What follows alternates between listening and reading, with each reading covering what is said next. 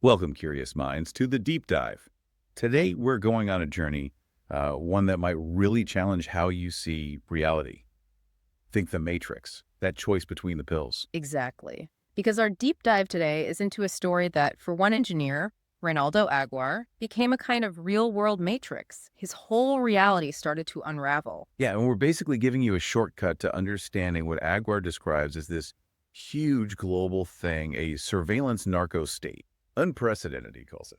Our mission really is to unpack how this engineer's own experiences, things like weird internet glitches, relationships that felt totally manipulated, how they revealed over like 2 decades, what he argues is a sophisticated, weaponized shadow government operating, right under our noses. And this isn't just some wild story. He presents it almost like a technical manual, a way to see these invisible systems of control he believes are running things. Right. The main source is his book, Project Diosdado 11th, An Engineer's Chronicle of the Global Surveillance Narco State. It's his detailed account experiences, memories, data analysis, everything from 2001 right up to 2025. It details his journey from, well, being an unwitting target to becoming a pretty sophisticated counterintelligence operator himself. So let's get into it. Okay, so Aguiar starts with what he calls the glitch in the matrix, those first moments when things just felt off. The very first anomaly. December 2020. Yeah. He's actually verbalizing, just talking out loud, about this really peculiar DDoS attack pattern hitting his servers. DDoS, distributed denial of Yeah, service. exactly. Attacks coming from IPs in 17 different countries, all acting weirdly synchronized, not like your standard botnet. Okay, so he's just talking about it. And get this, within 3 minutes of him saying it out loud, the attacks just stop instantly, globally. Wow, like someone flipped a switch. That's how he describes it, a global kill switch. He saw it as this chillingly precise, real-time response to his actual words. Which suggests audio surveillance, right? Yeah. Listening in. That's what he thought. So he started testing it, called them ablation experiments, ruling things out one by one. Makes sense. So, January 15th, 2021, he shuts off all the Wi-Fi in his house, sends himself an email about a fake vulnerability, like a little honeypot. Okay, setting a trap. And just 5 minutes later, bam, an exploitation attempt hits his server targeting that exact fake vulnerability he just emailed himself about without Wi-Fi. 5 minutes. That's Yeah. fast. And specific? Incredibly specific. For Aguiar, this was pretty compelling evidence. His environment wasn't just compromised, it was being actively monitored, like second by second. So this leads him looking for physical stuff. It does. He finds what he calls a serving tap, basically an unauthorized tap point for his internet connection. Not in his house. No, at his neighbor's house. Pre- 26727 Cedardale Pines Drive. The Pretty family. the pretties. Okay. Anything unusual about them? Well, he noticed they often wore clothes with the CITGO petroleum logo, which seemed odd to him given his work on industrial control systems. And the surveillance felt real time. He describes one incident. He climbs a ladder on his side of the fence, and less than 5 seconds later, Sarah Pretty, the woman next door, starts screaming at him from inside her house. Whoa! And their dog had this collar. Sleek, black, electronic.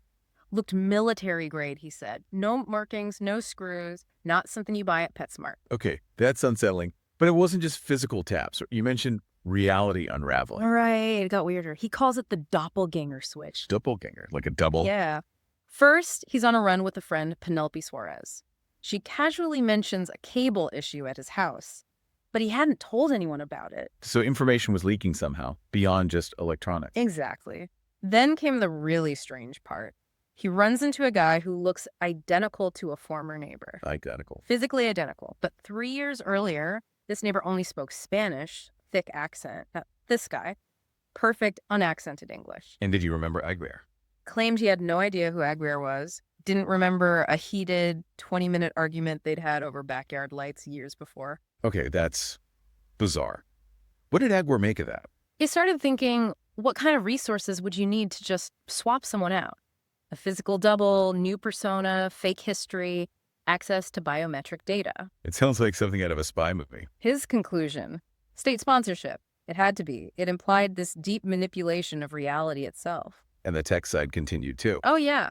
He found a Trojan coaxial splitter in his own garage junction box at 26714 Valleyside Drive, his place. Like the cable TV splitter. Looked like one, an Xfinity part, but he found it was active, wirelessly powered, designed specifically to capture his modem's MC address. So it could track his internet activity. Anywhere, not just at home, he was struck by how they weaponized basic physics, like inductive power, turning this simple component into a spy device. So connecting these dots, sophisticated tech, reality manipulation, Yeah. it points to something big. Highly organized, well-funded group, able Yeah. to compromise infrastructure, manipulate people, turn everyday objects into surveillance tools. Which led him to look at his social circle differently. Exactly. He realized the digital surveillance was woven into his human connections. He started seeing his life in Katy, Texas as prepackaged. Prepackaged.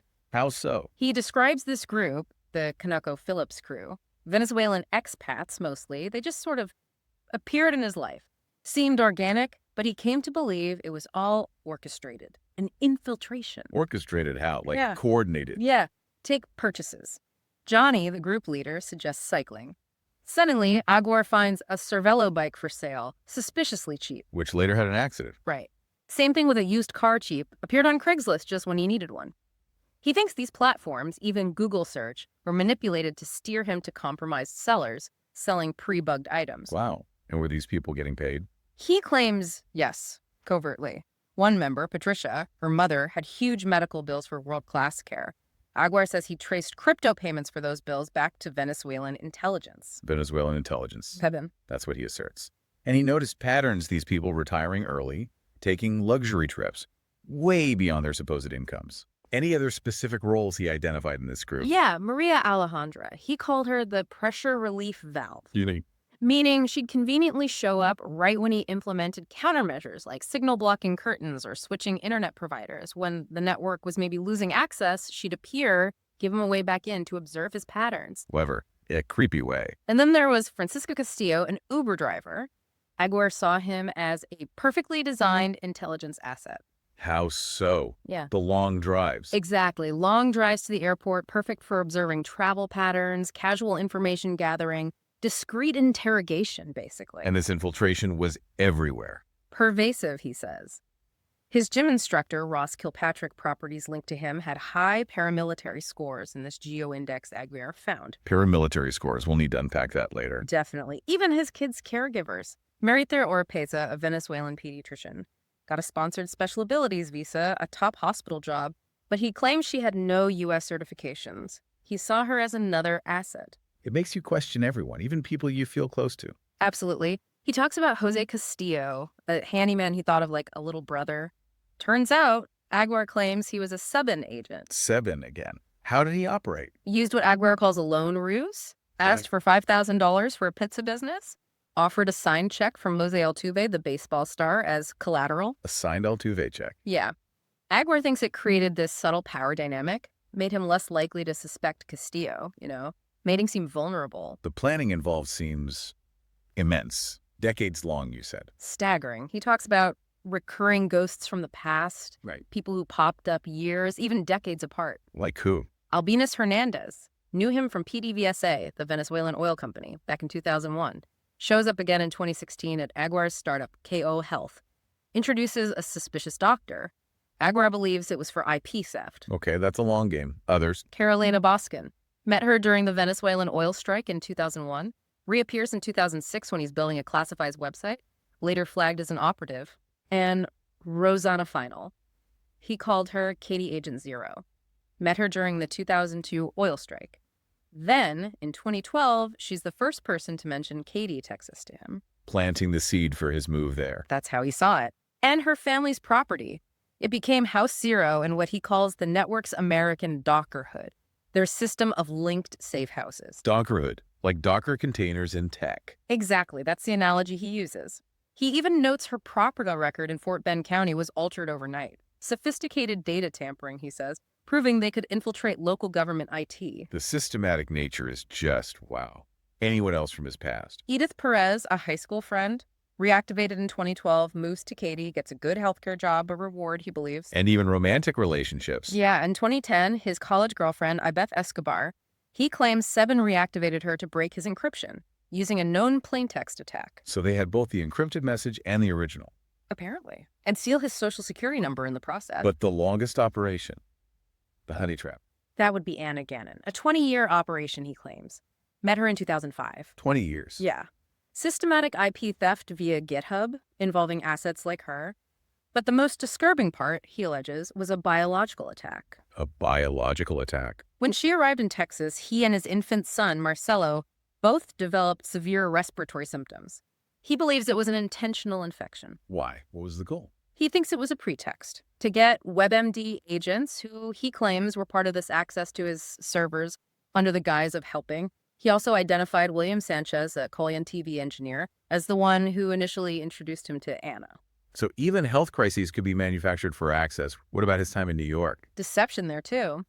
Mariana Martin, he says, did a swapped phone attack at Google's NYC office, stole a high-value corporate account cookie. Okay, that's valuable data. And then a coordinated honey trap and heist by former Google colleagues, Alessia Luzanova and Pavel Shatilov, a Russian asset.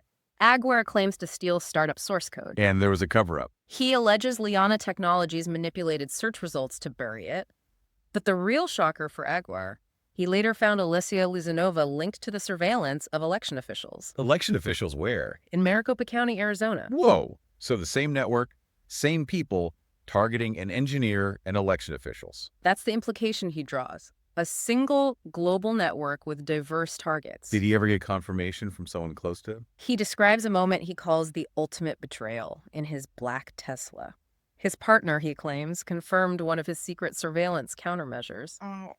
She asked if he'd spotted a low-flying plane to get its tail number, a detail he hadn't shared. For him, it proved she was getting real-time intel from inside his car, proof of her witting participation, he says. That's devastating. And the weaponized healthcare you mentioned. It's a recurring theme. His family doctor, Dr. Marjorie Broussard, he believes she was a honey trap, an asset, prescribed pain meds related to these torture chairs he experienced, potentially worsening his condition. Torture chairs. We need to circle back to that. Yep, you will. And his dental office, Cinco Meadows Dental, marked in his geo-index, had a Venezuelan hygienist with this bizarrely specific decades-old connection to his father. Another small world setup, he thought, to build trust. It all seems designed to isolate and control. Did they ever try to lure him somewhere dangerous? Yes. Nelson Lara invited him to Caracas, a personal tech demo for Diosdado Cabello and Nicolas Maduro, with presidential guard protection assured. Diosdado Cabello, a major figure in Venezuela. Exactly. Agwar immediately saw parallels to the Citgo 6 kidnapping. He felt it was a trap. Which must have been a turning point. How did he start fighting back, building this counteroffensive? It became an arms race. He was dealing with things like Akamai brute force CTR attacks on his websites, click-through rate manipulation. So digital attacks. Right. So he decides to build his own counteroffensive machine. First, he tried an HP Superdome X, but it stalled. So he needed serious compute power. He pivoted to this beast, a 550-pound wheeled HP C7000 compute cluster. Got it from ServerMonkey, a company also marked in that geo-index, interestingly. And that cluster became his weapon. Became the engine for his counterintelligence. Shows how ingenuity can sometimes match massive resources, you know. So what was the big breakthrough? Capturing the keys to the kingdom. That happened September 11, 2024. He noticed the surveillance teams following him while running always slowed down at the exact same points, every time. Patterns. Consistent patterns. It clicked. They must be using some kind of coordination app like Uber for spies. Which would need map data coordinates. Exactly, a geo-index. So he took the precise coordinates where they always slowed down, searched for them, and found it. Found the actual geo-index where? On some obscure French research server, he downloaded it, started decoding it. And what was in it? He says it was the master configuration file for their global Uber-like app, routes for agents, roads, sea, air, everything. Wow. Anything else stand out? Shockingly, yes. He claims it contained coordinates linked to a recent assassination attempt on President Donald Trump, the one where a young man was tragically killed. So this wasn't just about him anymore. It was global, political. Way bigger than just his personal surveillance. It implicated huge geopolitical events, according to his findings. Did he find evidence of other major thefts, like intellectual property? Yes, what he calls the nav boost heist. Nav boost. Sounds familiar. Google search. That's the one. Google search's secret sauce, he calls it. The algorithm responsible for like 90% of search precision. He claims it was stolen. Stolen from Google. How? He points to the Locale Web project inside Google as a cover. Allowed compromised insiders he names Michael Schwippert, Gila Becker, to slowly extract the IP over years. And he found evidence linking this network to research facilities. Yeah, he noted that the Stanford Linear Accelerator, SLAC, was one of the most heavily surveilled spots in the Bay Area. Shows their focus wasn't just immediate, but long-term foundational science. This infiltration seems incredibly deep. Did it extend to his living situation too? Oh, absolutely. The roommate ruse. Ghost roommate. Basically, yeah. Julio Alvarez, Victoria Fabiano, Addison Landry, Roberto Herrera, he lists them, says they were all geo-indexed. They provided 247 physical access to his Google corporate laptop in shared apartments. So they could just walk in and access his work machine. Allowed for easy data exfiltration. He concluded those apartments were network-owned traps, wired for sound and video. Okay, so physical access, digital theft. Yeah. What about the network infrastructure itself, this ghost network? This is one of his more startling theories. He found military-grade antennas being used, his hypothesis. They're using thousands of satellites like Starlink as passive reflectors. Passive reflectors, bouncing signals off it. Yeah, bouncing signals off the metal bodies without the satellites even being actively involved, just using them as mirrors in space. The computation needed for that would be immense. Astronomical. He raises questions about SpaceX, Blue Origin, their potential, maybe unwitting involvement. He sees this as one of their three core technologies. Who are the other two? A crypto-based financial system and vehicle-based surveillance using that geo-index. And he found a way to decode their vehicle surveillance. The unigram revelation. Right. This was huge. He realized their vehicle license plates used the same encoding principles as the geo-index bigrams, two-letter codes. Stolen from Google search, he claims. Directly from Google Search's indexing system, he believes. So a plate with VN wasn't random. It meant Venezuela. SY meant Salt Typhoon, a known hacking group. They were literally labeling their cars. In code, yes. Broadcasting their affiliation. The irony, he notes, is that the tech they stole Google Search is what ultimately exposed these patterns. Wow. Poetic justice, almost. And it gets wilder. He claims even NASA and the Canadian Space Agency servers were used as unwitting CDN's content delivery networks for this criminal geo-index. Just hijacking major agency servers. Shows the audacity, right. And he found meaning hidden in plain sight everywhere. Address numbers. 00 for financial nodes. 07 for engineering facilities. Like a code in the addresses themselves. Yeah. And even flags displayed on Google Street View. 3 flags for a major node, like the New York Stock Exchange. 2 flags for lesser nodes, like a spy house he identified in Katy at 1203 White Pines Doctor. 2 flags. Did that ever change? Yes. And this is what he calls their confession. After he spoke to this Agent Cody figure, the 2 flags at that White Pines house, they were taken down for 2 months, then put back up. A direct reaction to his interaction. He took it as confirmation. They knew he knew. This connects to their finances, too. The financial ledger. Right. Those paramilitary scores in the geo-index, not just rankings, he realized. They were the financial ledger. How does that work? Street names acted as ledger markers. Properties ending in the number 0 were M routers, financial routing points, like Goldman Sachs HQ at 200 West Street. Forming a structure. A hierarchical tree, he believes, inspired by Google's own Muppet infrastructure, their internal data center layout. Okay, that's complex. Does it give him an advantage? He thinks it traps them. They can't easily move these FIN routers, these key properties, without messing up their entire ledger, their accumulated wealth. How much wealth are we talking? He estimates $6.8 trillion in the U.S. alone. Tied up in this physical network, their own system becomes their golden handcuffs. Let's shift to the Internet of Spies. How everyday things were weaponized. His own house. The Trojan House, 26714 Valleyside Drive.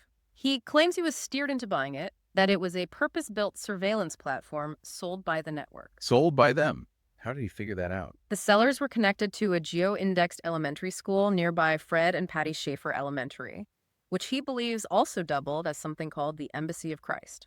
Part of what he calls the landlord play controlled the target's environment from the start. Even utilities? CenterPoint Energy, the regional provider. He claims they were compromised. He even documented one of their trucks cutting public streetlights at night. Cutting streetlights. Why? To help their surveillance vehicles operate in darkness, he believes. Total environmental control. So his homes were basically sensor grids. That's the term he uses. From an apartment in Calgary made of plexiglass with the direct line of sight to the Chinese embassy. Plexiglass walls. Yeah.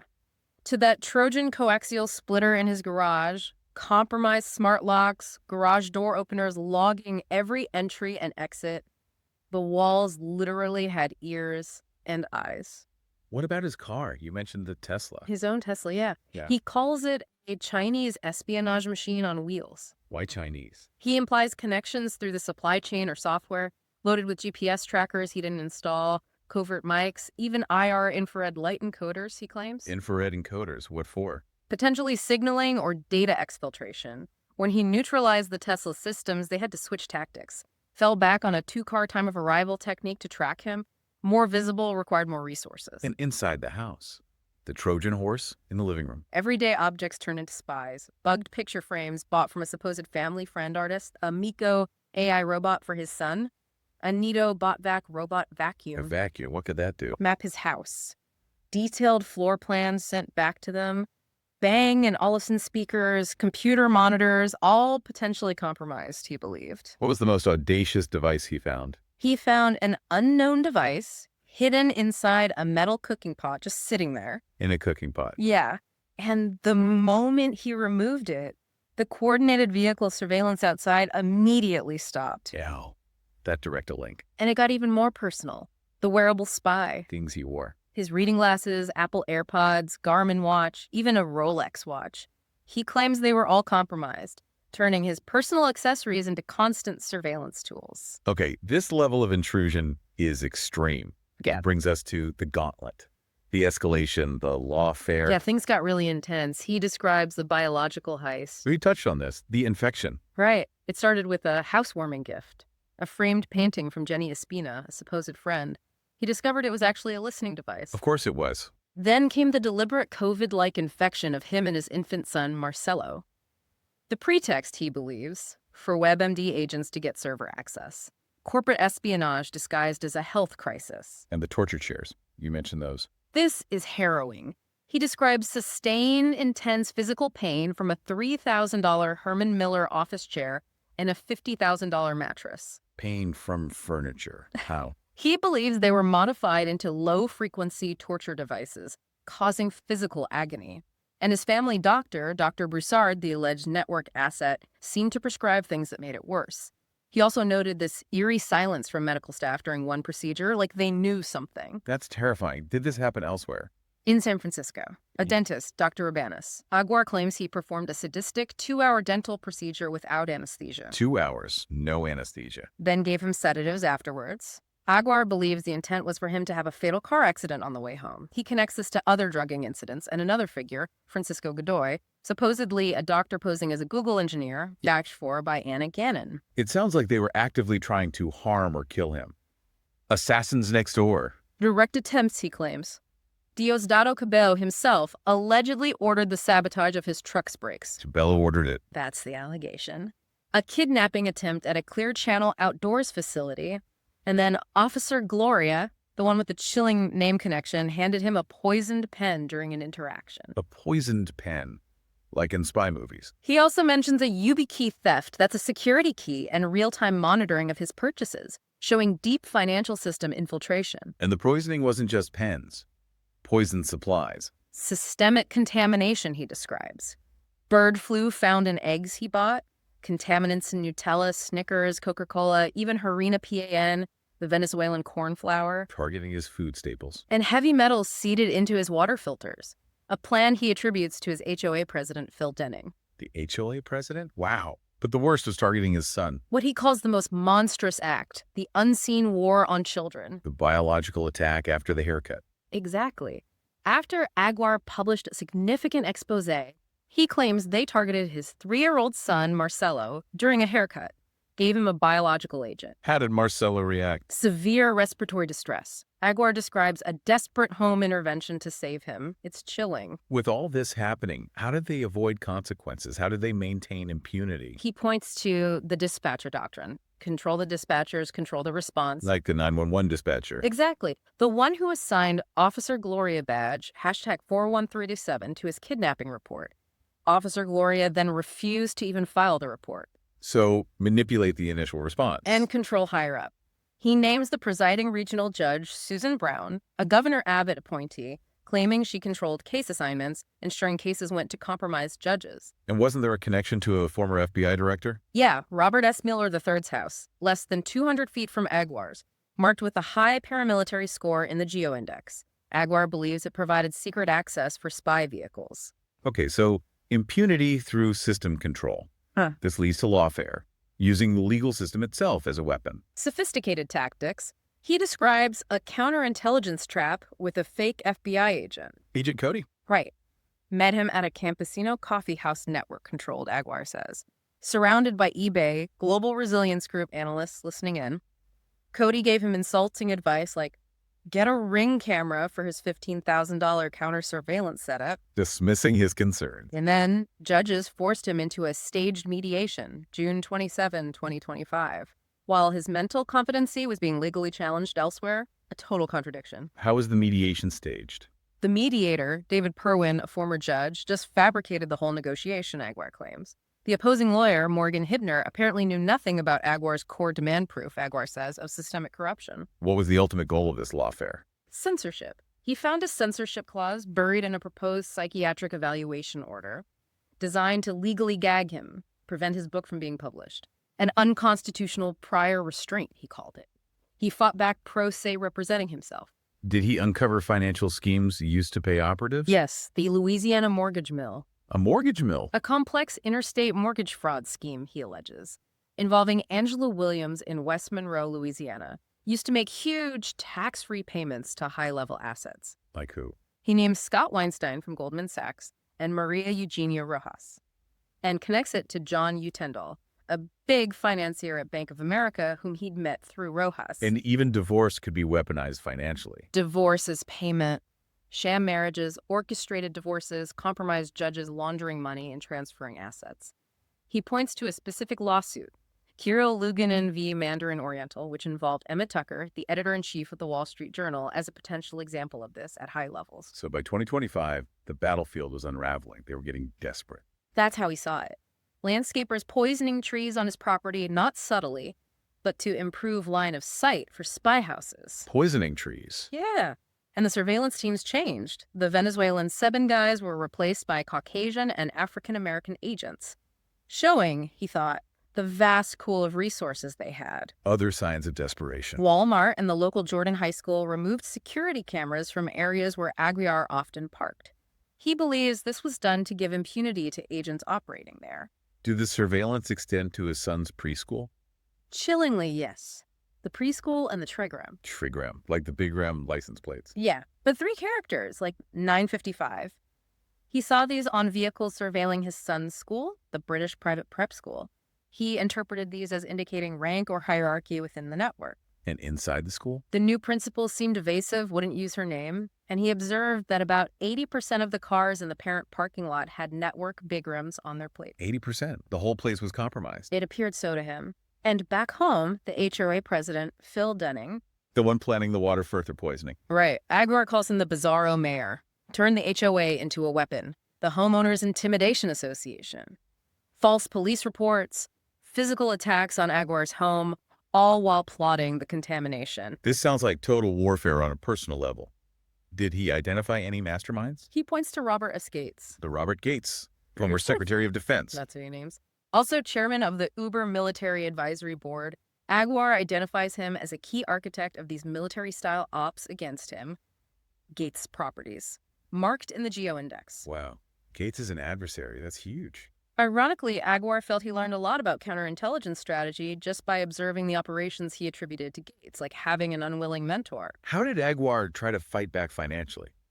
Target their in-routers. The Form 211 gambit. He used IRS Form 211, the whistleblower report, to target their financial network, those key properties. And did he have a theory about who started all this? The Founding Fathers? He hypothesizes it predates even the PayPal Mafia. He suggests an unholy trinity: the Ayatollah of Iran, Raul Castro of Cuba, and Bill Gates of the United States. Bill Gates. Alongside Castro and the Ayatollah. That's a provocative claim. Extremely. It points to a very different hidden history than we usually hear. What was the absolute final straw? The ultimate unraveling? July 3, 2025. An explosive revelation, he says. Confirmation. David Malero and Salvador Mendez are the same person. Who were they? Salvador Mendez was supposedly the ex-husband of Esperanza, a figure connected to his child. David Malero was another identity. Aguiar claims the ex-husband never actually existed. A decade-long deception by a single operative using multiple identities. The complete fabrication. And then what he calls the true depravity. He alleges that WebMD and Diosdado conspired with a Dr. Vitenis to perform a covert vasectomy on him back in 2018. A covert vasectomy during another procedure. That's the claim, the alleged purpose.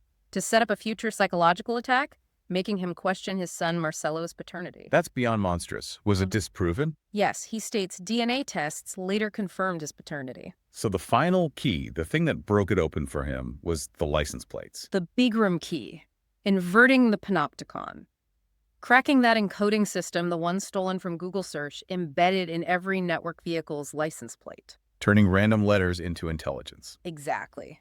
VN for Venezuela, etc. It cracked their code, he says, and cracked their impunity. Suddenly, the anonymous watchers weren't anonymous anymore. They were identifiable, their affiliations exposed by their own system. So this whole deep dive into Project Diosdado at ZE, it paints a picture of warfare itself changing. Fundamentally, according to Agwar, not just ships and bombs anymore, it's code as a weapon, software engineers as soldiers, algorithms as ammo, entire populations potentially enslaved by these systems. So the question for you listening is, what does this all mean? If Agor's account holds weight, if a private shadow government could build something like this. What does that imply for democratic nations, for our future? How do we even begin to adapt to this era of software as weapon, as he calls it? This exploration, as Aguiar himself suggests, is really just the first step. A volume 2 is apparently planned, digging deeper into the global geopolitics, the network's influence, and the identities of those alleged founding fathers who he claims have been shaping history from the shadows. The question remains, what will you do with this knowledge? Until next time, stay curious. And keep diving deep.